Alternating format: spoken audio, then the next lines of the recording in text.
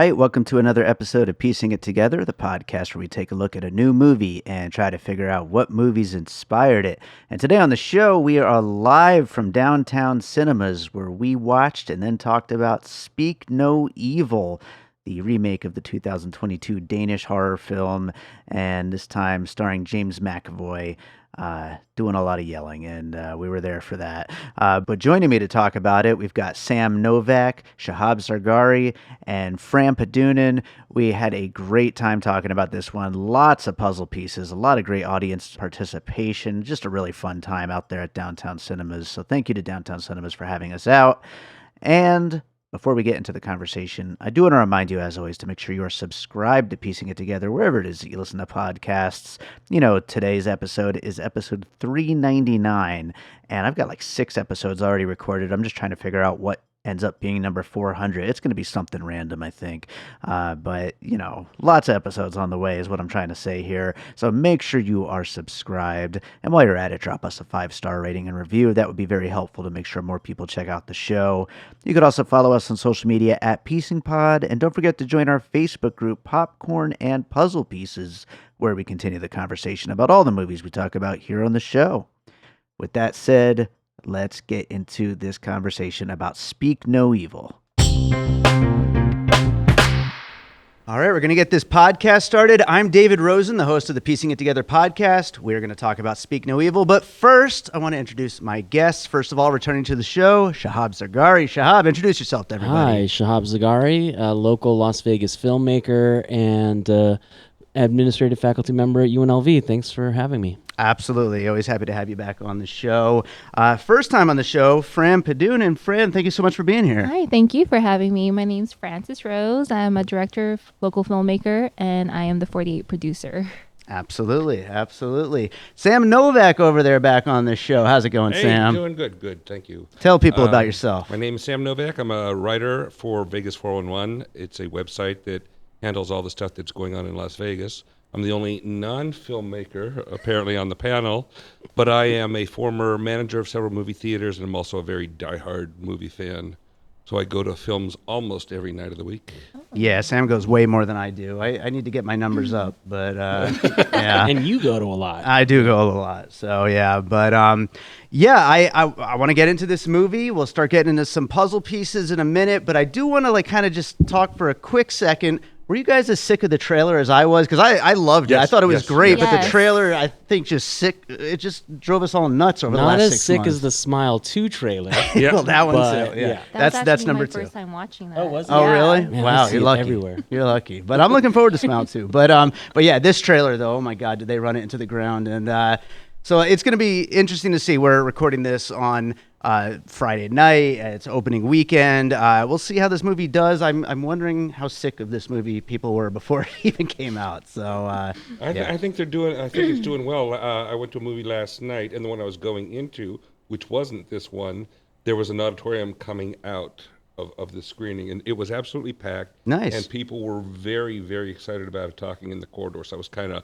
listening with not wanting to hear too much, but it really got a good crowd response, so I think it's going to do well. Right on. I hope so. It was a lot of fun. But so I always like to start these out with throwing a puzzle piece out there just to get the conversation started. That's what we call movies that might have inspired the movie we just watched. And so I don't always give myself homework, but this week I said to myself, I've got time for one of 2 options. I'm either going to watch the original Danish version of Speak No Evil, which is just from a couple of years ago. It's kind of strange that they remade it so quickly, but they did.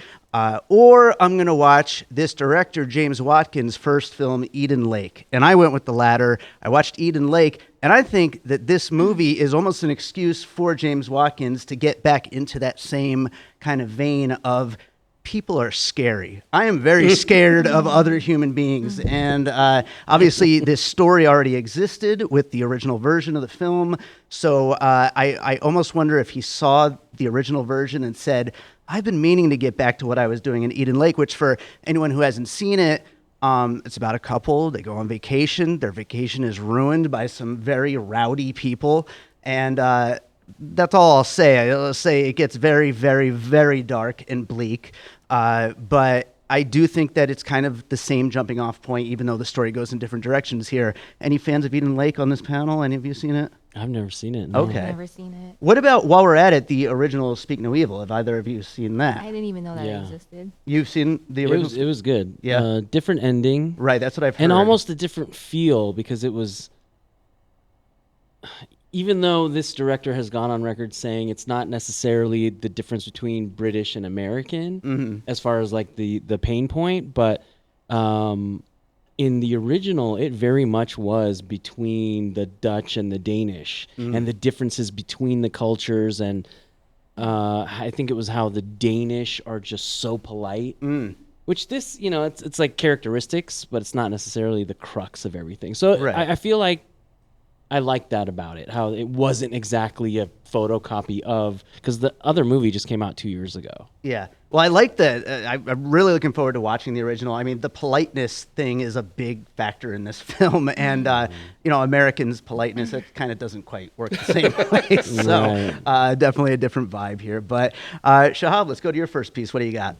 So for my first piece, the first time I saw the father, the main character, Mackenzie's husband, I forget the actor's name at the moment, but the first movie I saw him in was Gareth Edwards' Monsters. So that's my puzzle piece. Okay. In that film, and that might have been his first feature as well, Gareth Edwards, him and then his co-star, they just went on vacation in South America for 100 days and shot and shot and shot like it was a documentary. But the whole thing was terrifying aliens coming to get him. So it was, not that he's typecast, but it definitely reminded me like him getting away from danger and all of that. So Monsters, that's mine. And an excuse to go on vacation, basically, while shooting Right? a movie. But yeah, no, I actually haven't seen Monsters. That's been on my watch list for a while now. man, Either you you should guys see seen it. that? It's fantastic. Yeah. The first time I saw it on Netflix, I actually booted it right back up and watched it a second time Wow. straight through. Monster. And so then The once sequel was you abominable. I didn't even know there was a sequel. I went to see it at an art house in Salem, Oregon, and walked out about 45 minutes into it. It was completely different and horrible. Wow. Yeah. Must have been a different director. I believe it was. I hope it was. Yeah, for Yeah. sure. Well, great piece to bring up here. And definitely, I love that aspect of this movie. Fran, let's go to a piece. What do you got first? Well, so the character James McAvoy's character. Yeah. He kind of reminds me of the character that Ray Liotta played in Unlawful Entry, I believe. Okay, Where yeah. he comes very like crossing the line and whatnot, and that's I just think that that inspired some of it. I think so. I think that it's a definite possibility there. And yeah, I mean, that's a character that you're curious, like, how far are they going to go? How far is this character going to just kind of unravel as it Yeah. goes? So I mean, it's a psychological thriller because there's that line that he said, which was because you let us. yeah. And I feel like us humans are naturally like nice. I mean, Yeah. and then we don't know when to cross the bound. Like we don't know when to stop other people like crossing the boundary. And like I feel like we get taken advantage of. Absolutely. I think that's what I really liked about this movie is it kind of does explore that, like, at what point do you just have to cut ties and just get the Yeah. hell out of there, So, yeah, absolutely. Great one to kick this off. Sam, let's go to your first piece. My first one is a 2019 movie called Honeydew, which came out during the pandemic. I saw it at the drive-in theater here when they were really scrapping for anything to show. This is a really low-budget film starring Steven Spielberg's son, and it was about these two campers who are on this land that's actually owned by this really bizarre family.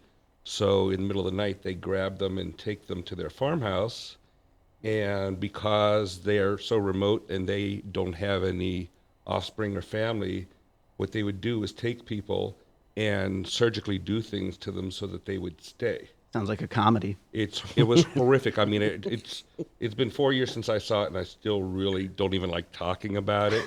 But they would actually, they would remove their limbs or what have you, and then make them watch as the people ate their limbs. And they just, it was like a never-ending cycle. They'd let them live a little bit till they fattened back up, eat them again, and Wow. Make them and it just that was just the starting point of the horrors. It was bizarre, but when I thought of them cutting the tongue of the boy so that he couldn't tell and he was forced to stay, Yeah. that was similar to that. Wow. Not as bad. That sounds bleak as hell. It's one of the most disturbing movies I've ever seen. Honeydew. All right. I think Honeydew. we all need taking to watch that that. off the But I list. am. I'm just kidding. I don't know how I made it all the way through, but I Wow. All right. Well, I'm going to go to Jonathan Glazer's Sexy Beast for my next piece. A movie with Ray Winstone and Ben Kingsley as gangsters, and there's kind of this whole like toxic masculinity baked into the whole thing, and this intimidation factor between the characters of not are they being nice to each other? Are they doing it in a kind of sarcastic way? Do they know that they're going to take things to a violent level? And you never quite know what to expect from these characters and where they're going. And I think that that's something, especially in James McAvoy's character, who is just all of that rolled into just one intense package. I think that there's a lot of Sexy Beast and the Ray Winstone character in this. Any of you guys fans of the Sexy Beast? I never watched it. Yeah, it's worth a watch for sure. It's a great one. Okay. Let's go to another one from Shahab. So I do want to say that I'm pretty surprised it's gone around once and no one has said Split yet. Sure. But I'm gonna skip it. I'm gonna skip it because that's too easy, right? It's way too easy. I do want to say it did very much, especially in the first few acts. The puzzle piece I was thinking of was National Lampoon's European Vacation. Hell yeah. 'Cause they're All right. doing these one-liners and doing these jokes and, jokes in the car. So that's mine, National Lampoon's European Vacation. I love it. That's a great one to include here. I mean, And why, I'm sorry, why I stole not? it. Split. Fran, did you want to go to Split? Yeah, I mean, he did remind me of was it Beast? The Beast character. So I was like, oh, when he got buffer, I was like, Yeah. that's definitely the Beast from Split. Yeah, absolutely. I think going into this one, I was hoping it would remind me of Split. You know what I mean? Because I'd love to see James McAvoy go nuts like that, and he sure as hell does. Such a good actor. He's great. He's absolutely great, and he definitely delivers on that. If that's what you got out of that trailer that we all saw 100 times, that this might go in that direction, it does, and thankfully so. So absolutely. Sam, let's go to another one over there. This is another one that might be a deep cut for somebody. It's not that old of a movie, though, called Infinity Pool, Sure. starring Alexander Skarsgård and Mia Goth. You've got the couple that is vacationing in a kind of a remote area, and they start talking to two people that are at the resort and encourage them to go off together, and all hell breaks loose. Yeah. Yeah. Super surreal, yeah. I love Infinity Pool, one of my favorite movies of last year. And yeah, I mean, I think the idea of vacation and just how bad it could possibly get. I mean, that's another reason why I'm very much looking forward to watching the original version, because I hear it's a lot bleaker than this. And so, that sounds fun to me. I'm all in. So, yeah, absolutely. Great movie. I'm going to go with a movie that I just watched this week for the first time, a classic, Straw Dogs, for a piece here. This is a little different in that it's not just like a whole grouping, although he does have his helpers. He's got, at least the one guy, and who knows if there's other people in this small town that are helping look out for him. But essentially this kind of home invasion type thing, except for the people are invited into the home in this. It's kind of a reversal of that. But you can go with a lot of other home invasion movies. I'm sure there's plenty that we could think of here. Maybe the audience will throw some out at some point. But I think Straw Dogs kind of take it back to that 75, I think, 73, 75, something like that. 75. Yeah. So I'm sure that one is a major influence on a lot of the other ones that could be brought up here. I remember my mom taking me to see that as a double feature with something else that I cannot recall, but I remember her being so horrified by it that we left. She's like, "You're not watching this," and started the car, and off we drove. So I never got to see the end of it Wow. until the remake. Yeah. Oh, yeah. Yeah, which was that also Alexander Skarsgård in that one too? Oh, you know what? I think you were right, actually. I think he was in the remake of that. Yeah. Connection. I've never seen it, but Puzzle yeah. pieces are fitting. Yeah, they're all going together at this point. So, all right. Well, let's go to one more from Shahab. All right, let's see what I got on my list here. So it also what's the first film in the Ty West trilogy, the Pearl trilogy? What was the first? X. X. It definitely, right? Like I in the have house. same They're on the same track over here. You know, house owner, casita, different things going on. So definitely had X vibes. Yeah, the property, there's certain shots in this. Well, right when they first arrive, and they've got that like kind of overhead shot, and then there's like so good. It's so good. The but- map. So yeah, you know. and the map. Like it's like, how is this one person's house? It's like an entire property. It's like it's The wild. farm, yeah. And yeah, that whole farm house in X, absolutely but you great know what? setting. That's such a good point. There was a lot of amazing shots in this film. Like moments where I'm like, how did they do that? Or I can't believe that must have been the 18th shot. You know what I mean? The 18th take. Yeah. And it's wild. This James Watkins, who directed this, I mean, I mentioned Eden Lake. That was 2008. I think he's made 2 movies since then, maybe 3. So I don't know why he's not doing more, but clearly. Takes a long time. Yeah, I guess so. So, Fran, let's go to one more. So because you mentioned X, I was thinking about Pearl. Again, his character reminded me of Pearl. I would like very manipulated, very I would want to say like borderline. Like almost like mask. They can mask Yeah, very well. Yeah, it's Hide like it. perfectionist. Sure. And Oh. yeah, that's exactly like how Pearl was, and then this is what James McAvoy's character was as well. Yeah, and both movies, I mean, they've got their whole shtick down pat of like what they do when people show up at the house, and like, Yeah. obviously everything is murdery. But for both movies, but they have a whole plan that they've been clearly getting away with for a while at this point, and so I think that's like a good way to kind of connect all of that together too. So absolutely good one. Let's go to one more from Sam. Is this going to be our last one?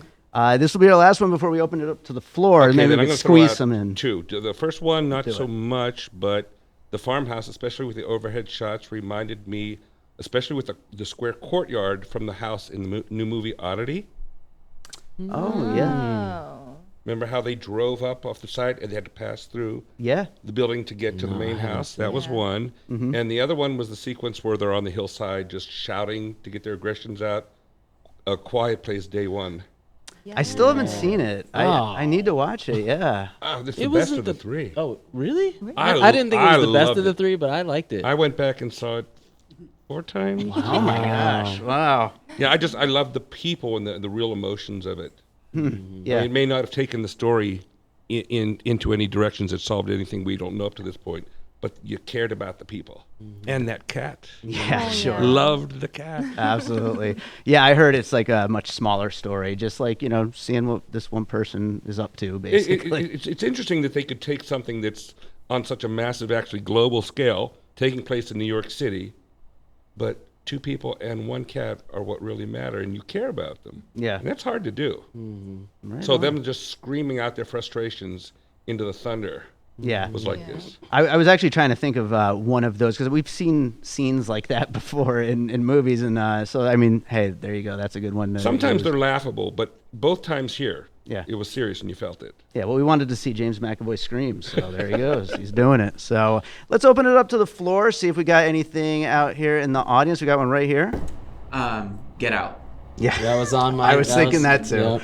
Absolutely. You know, normal up front, but then just like a really deep scheme, really deep, treacherous scheme going on Yeah, behind the scenes. absolutely. I was also thinking of Get Out as an example of a kind of a cringe movie, like where you're just like, oh god, I can't believe that they're still there, that they're still doing this, like they haven't gotten out yet at this point, Or and even at the end where they're trying to get out through the tunnel of trees in the car. I mean, it was kind of very parallel. yeah, I think that's definitely a great one to include here. Any others in the crowd back there? We got one. Me. It's really obscure because, of course, it is. A movie from 1972 called To Kill a Clown, Ooh. starring Alan Alda. silence across the Yeah, screen. haven't heard of it. No. Yeah, To Kill a Clown. What's the connection, To Kill a though? Clown, it's based on a book called The Master of the Hounds, and it's about this couple that goes to this beach to stay at this like little beach house, and there's like this army officer who owns these dogs that is like hanging out around the beach, and the husband of the couple wants to gain discipline. He's like, hey, teach me discipline, and it ends up being like this whole controlling thing where the master of the hounds ends up keeping this couple captive and like torturing them psychologically at this beach house. And it definitely had like James McAvoy's character had that, and Alan Alda's a great villain. You would not think it because he's so nice on MASH, but Sure.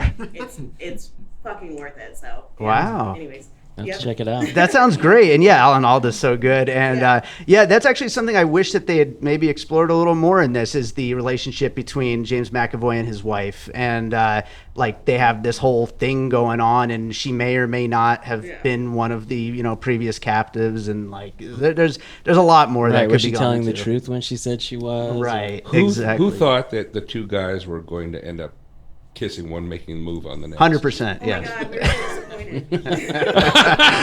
I was nudging my friends like, here comes. Yeah. Definitely. I think I saw another hand over there. Yeah, I've got 5 I can just whip out real quick. Whip them out, Michael Keane. By the way, Tia Bean and Michael Keane will be on our next show here at Downtown Cinemas on Terrifier 3 on October 12th. So everybody come on out to that. But go ahead, Michael. So I've got the 1980, I believe, Mother's Day, which is similarly about tricking people to come out to a home in the middle of nowhere. Okay. In that case, just murder the fuck out of them. But still, great film. Nice. Mother's Day. All right. Inside, which is from 2007, is a French film. I also thought of Calvert, but I can't remember Calvert's plot that well. I just kind of didn't remember. But Inside is about this pregnant woman who is attacked in her home on, I believe, Christmas by this crazy lady who wants her baby. And just the whole wanting a child thing kind of that kept coming to mind. And there's a lot of house shit where they're just like stabbing and throwing, like, there's fire and shit all in this little house. I saw it inside. I've never seen it, but I saw it like mentioned in reference with the original Speak No Evil as a possible influence on that movie. So I mean, can see that. yeah. So That would make a lot of sense. Triangle of Sadness because of the politeness dynamic. If you've seen, especially the back half of Triangle of Sadness is Sure. about that. Nothing But Trouble, because it's nothing but trouble. Dan Aykroyd's film. Again, makes sense with the house in the middle of nowhere. And then the third act here, which takes a big, of course, divergence from the original film, reminded me of Housebound from 2014. I haven't seen that. Housebound. yeah. Any of you guys seen? No. No. It's good. It's ostensibly a ghost movie, but there's some twists and turns. And the third act reminded me a lot of this third act quite a bit. Okay. Back to Triangle of Sadness. I was trying, that I think is exactly what I was thinking. I was trying to think of something with that politeness, and yeah, that final act of that, and everybody's just so scared to like do anything that's going to upset each other. That's a really good one to bring up here. Lots of great pieces, Michael. We got one right back here. Do you guys remember a movie with Mark Wahlberg and Reese Witherspoon called Fear? Fear. Fear, sure. Yeah. Yeah, setting wise, that fits in like perfect. Like the charismatic, young hunk Yep. who exploits a dysfunctional family.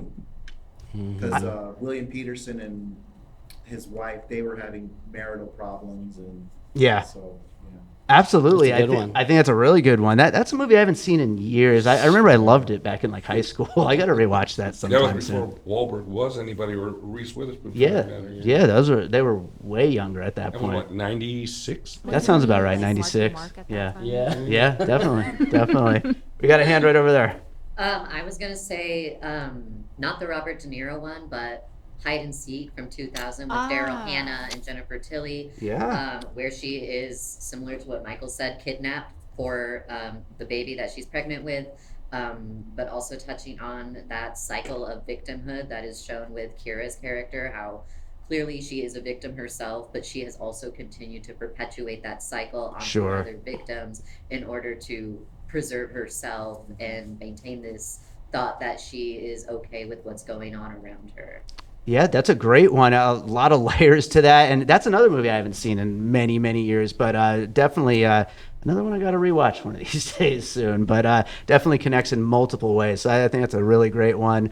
Any others out here? Anybody? Oh, right over here. Season 2 of White Lotus. Okay, season 2 of the White Lotus. It's like an Italian resort, and it's all everybody's kind of well off, and they seem happy, but then they're not really. Absolutely, yeah. I mean, yeah, that's The beginning of the movie reminded me of that. Totally. That's another thing about the cringiness to everything, and like I feel like that's a show that really kind of ramps that up really well. So the White Lotus is a great one to include here. What were they even doing going to an Italian resort when both of them were out of work in those Yeah. tiny apartments?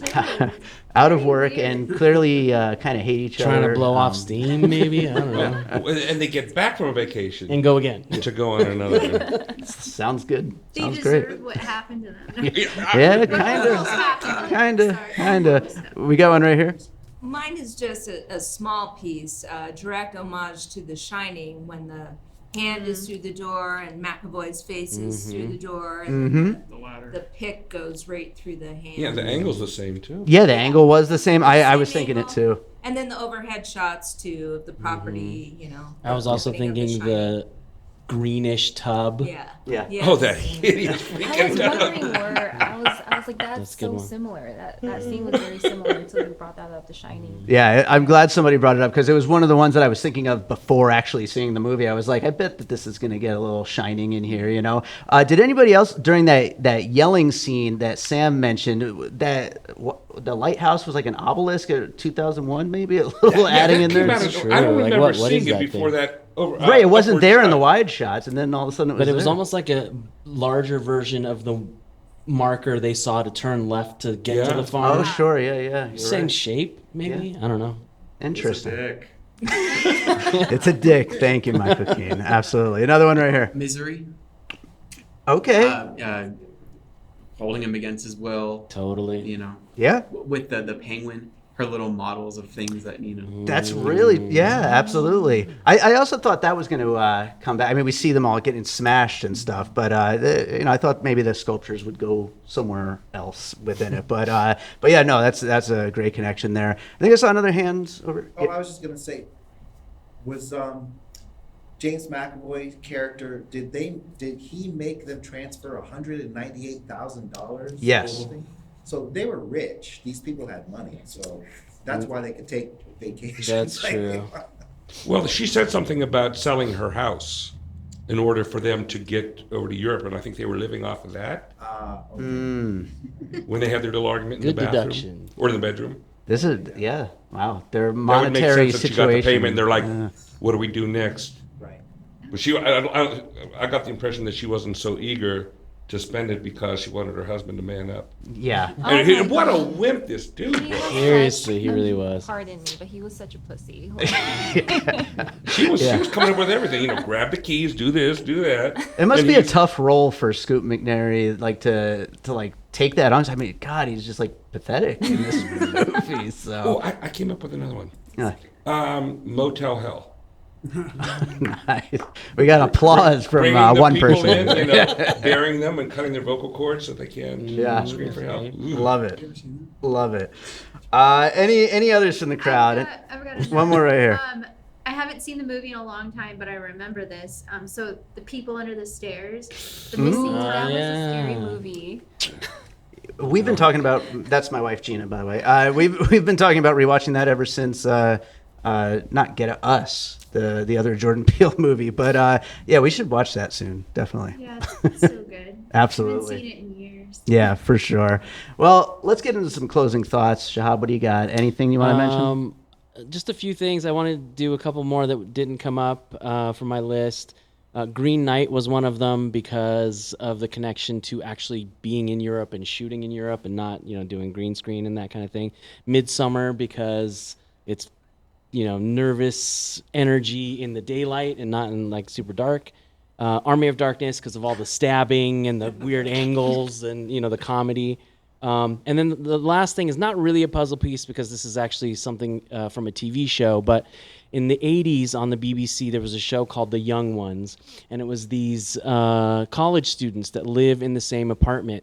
There was the anarchist poet, there was the punk rocker, there was the playboy, and then the hippie, right? So the hippie was vegetarian, he's all these things, but then Vivian's sock comes alive because it's so stinky, and so they're all trying to kill it, and he's banging on it, and he goes, the hippie goes, kill, kill, kill, and then here comes the anarchist poet, who's Rick Mayall from Drop Dead Fred, and he goes, nice. oh, well, that's funny talk coming from a vegetarian. And so right when she like stabbed the chef with the hammer, sorry, spoiler, in my head, Rick Mayall went, well, that's funny talk from a vegetarian. Hell yeah. Anyway, so that's the last thing I want to say. That sounds awesome. I love it. I love it. Fran, any last thoughts? I picked up on some scenes from The Invisible Man that was created in 2021. Mm-hmm. Just the girl, I forgot the character's name.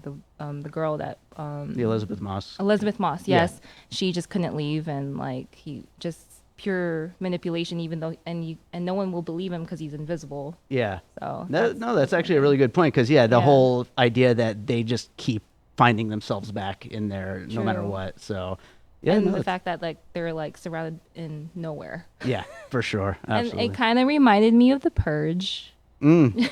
Just the killing, just those scenes. Believe it or not, I've never seen a Purge movie. None of them. What? None of them. The whole series. I haven't either. I've just blocked it out. But maybe one day we'll see. The next Purge movie, I'm sure there'll be another one. I think they're done with them now. They're never done with them. Sam, what do you got? Any closing thoughts? Yeah, I just want to say how I think we're so lucky to have gotten so many good thrillers. It's this been a good year season. for thrillers. I mean, between this one and Oddity that I mentioned earlier, Strange Darling, which I absolutely loved, So good. Long Legs, Mm-hmm. and we've had a few duds like Afraid. I still haven't Didn't seen see that. it. That looks And, terrible. There was another one that just came out the past week or two that just died.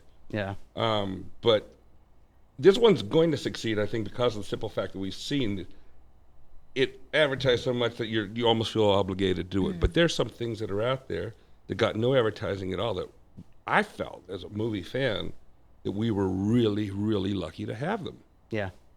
And I would much rather continue to go out and discover those in amongst the dogs than to sit at home with Netflix. Yeah, absolutely. And I wish that we could fill up these seats more. Yeah, that's everybody. Tell your friends to come out to the movie theater and come out to these shows.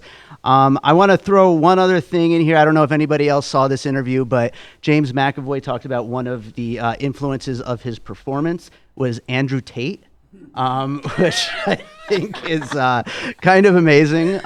Men's rights activist, asshole guy, and so I just think that's a really funny pull for him to where he's coming from with this character. So, but yeah, no, great movie. I do want to take a few minutes out before we wrap this up to talk to Fran here about the 48-hour film project because as filmmakers here in Las Vegas, it's important to support other filmmakers. So, Fran, tell everybody about what's going on with the 48-hour right now. So, does anyone know what the 48-hour film project is? The listeners might not. Okay. I can't. So if you guys are interested, I am having my mixers in October. You guys can look at 48hourfilm.com/Las Vegas for more details and information. I'm the producer for this year. This is my second year producing and hosting it. And it was such a great success last year. The premiere was at the Beverly. This year we'll be at the Beverly as well. But yeah, the mixers start in October, and if you guys don't know what the 48 is, it's a worldwide film event where many filmmakers compete against each other, and the top 3 is able to go to a film festival called Filmapalooza, which is in Seattle, and whoever is eligible will go to cons. And I believe that you did the 48 a few I did it like times. 12 times or something over the Wow. years, like at least 10. So yeah, it's always a lot of fun. I recommend anyone trying to get into film to do it because you get to figure out how to make movies. Yeah, and I did the 48 in 2019 as a participant. Not gonna lie, I hated it because it was 48 hours. I'm like, It's a lot. It Yeah, takes it's a tough. it takes a while for me to like create a film, but it did. So taught me. how did they get you to be the producer? You know what I mean? From not having fun to Well, okay, so there was an email that I was subscribed to their newsletter list, and it said we're looking for Las Vegas 48 producers, and so I submitted my resume, and then they gave me a call. We got an interview, and thank you. You're just like, let's do it. Might as well. Yeah, Very and cool. like I said, I hated it at first just because it's 48 hours. That's like 2 days. Come on, like. Yeah, it's crazy. from start to finish. Yeah, but it did teach me a lot of strategic thinking. It did teach me a lot of like organization skills, and that helped me improve with my films. That's not a part of the 48, but it made me learn how to value or like work under pressure. Yeah. And it's good for all the beginning filmmakers. So if you guys are interested, it starts in October. Yeah. Right on, right on. Nice. You know, one other question about that. Is there anything, now that you're on your second year, anything you're doing a little like different this year that you like is kind of setting this apart or anything like that? Last year it was more like mixers, just a networking event. I mean, it's still like mixers and networking event, but I'm gonna put some like fun games in there. So for the second mixer, which will be held at F11 Rentals, Okay. I'm gonna do like, there's no alcohol, but like flip the cup, and then once they reach there's gonna be a bowl of like of cards that will like trivia of movies, and then they're gonna have to answer that. So I'm gonna try and make it fun this year rather than just like, hey, I'm so and so, I'm a filmmaker. Sure. You know. And last year it was hard for other people to join teams because they were so shy. So I'm just gonna be like, you, come here. Like, let's work as a team. And yeah. Well, right on. There will be, for anyone who's going to be listening to this at home, there will be links in the show notes for all of that. So definitely get involved this year. Shahab, what do you want to plug?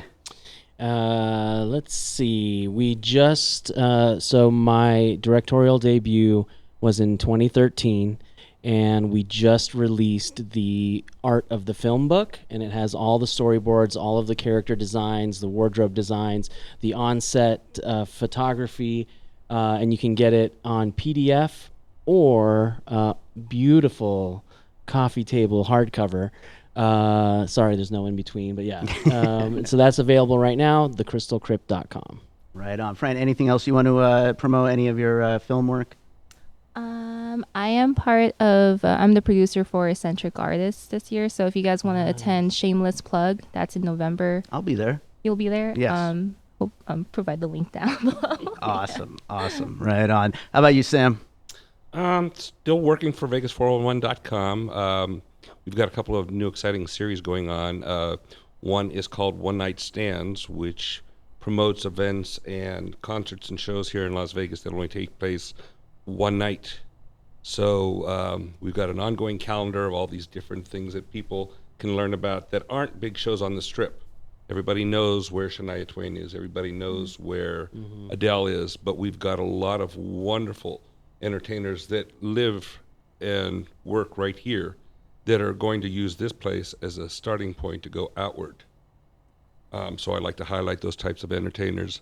I'm also working on a series called Real Vegas People, which similarly focuses on the entertainers and people that have unique jobs here in Las Vegas that aren't necessarily entertainment. For instance, a magician who's also a mechanic during the day, or a rock band that builds porch decks during the day and throws a concert whenever they're done with one of their customers. On the deck? On the deck. Nice. And I've also written about a woman who's a corporate pilot, but she's also a jazz singer.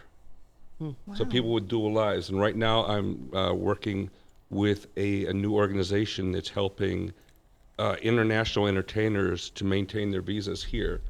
The type of people that are acrobatics or aerialists, people that have come here because of their skill sets being so unique, that need to prove that their worth in the United States is worthy of continuing. So they take the articles that I publish and then present them to a judge, and then they use that to help justify their worth. That's awesome. That sounds that's great fantastic. work. Yeah, absolutely. Well, everybody, the links will be down below in the show notes. I also want to thank Downtown Cinemas for having us. We'll be back here in October for Terrifier 3, and then in November for Heretic. And we're going to be up at Maya Cinemas in October for Joker Folie à Deux, and in November for Gladiator 2. So we got a whole bunch more shows coming. Check out piecingpod.com for all the info on all those shows. And thank you, everybody, so much for being here.